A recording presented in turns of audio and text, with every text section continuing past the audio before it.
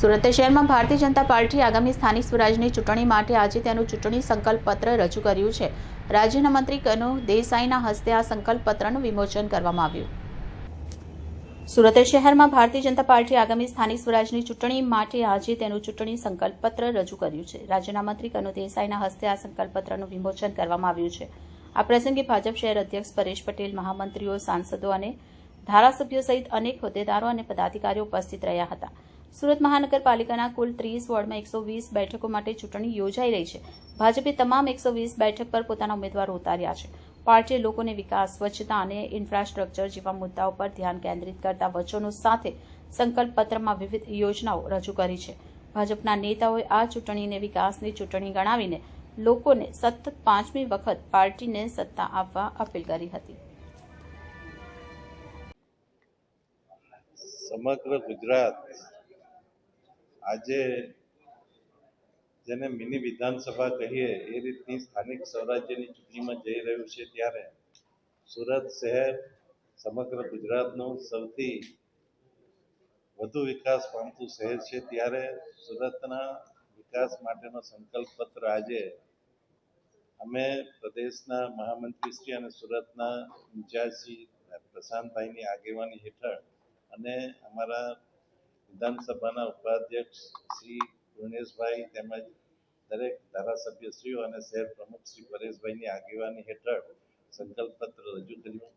આમ જોઈએ તો સુરતમાં દરેકે દરેક પાણી, ડ્રેનેજ, પર્યાવરણ, ટ્રાન્સપોર્ટેશન, આરોગ્ય, શિક્ષણ આ દરેકે દરેક પ્રવૃત્તિઓને ઘણી સુંદર રીતે આયોજન કરવામાં આવ્યું છે, એનો અમલ કરવામાં આવ્યો છે। પરંતુ જેમ જેમ સમય જાય છે તેમ તેમ સરકાર, કેન્દ્ર સરકાર અને ગુજરાત સરકાર દ્વારા સૌથી વધુ રોકાણ કે પ્રોજેક્ટ્સો સુરતને મળી રહ્યા છે। એમાં ખાસ કરીને આપણે જોઈએ તો પીએમ મિત્ર પાર્ક હોય કે 1000 બેડની કામરેજ ખાતે શરૂ થનારી હોસ્પિટલ હોય, 1500 કરોડની હોસ્પિટલ આવી રહી છે અને SCR એટલે સ્પેશિયલ ઇકોનોમિક રિજનમાં ભારતના 4 શહેરોનો સમાવેશ કરવામાં આવ્યો છે, તેમાં આપણા સુરતનો સમાવેશ કરવામાં આવ્યો છે અને એના લીધે સુરતને રોજગારીની સાથે સાથે આર્થિક વિકાસ અને ઇન્ફ્રાસ્ટ્રક્ચરનો પણ વિકાસ થશે અને 2030ની કોમનવેલ્થ ગેમ છે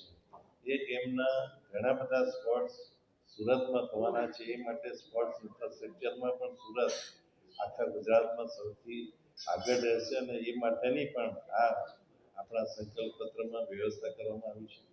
ખાસ કરીને ગુજરાતમાં સુરત વીર નર્મદની ભૂમિ કહેવાય છે, તેમજ 84 બંદરના વાવટા અહીંયા ફરકતા હતા। એ રીતે સુરતે પોતાની આગવી વેપાર પ્રવૃત્તિઓ જાળવી રાખી છે અને એમાં માનનીય મુખ્યમંત્રી શ્રી ભૂપેન્દ્રભાઈ પટેલની આગેવાની હેઠળ અને માનનીય પ્રદેશ અધ્યક્ષ શ્રી જગદીશભાઈ વિશ્વકર્મા અને માનનીય નાયબ મુખ્યમંત્રી શ્રી હર્ષભાઈ સંઘવીની આગેવાની હેઠળ ગુજરાત આ ચૂંટણીમાં ભવ્યથી ભવ્ય વિજય મેળવવા જઈ રહી છે અને વિકાસના દરેક કામો અને લોકોનો હેપીનેસ ઇન્ડેક્સ સૌથી વધુ થાય એ માટેના પ્રયત્નો આ સંકલ્પ પત્રમાં જાહેર કરવામાં આવ્યા છે। Thank you.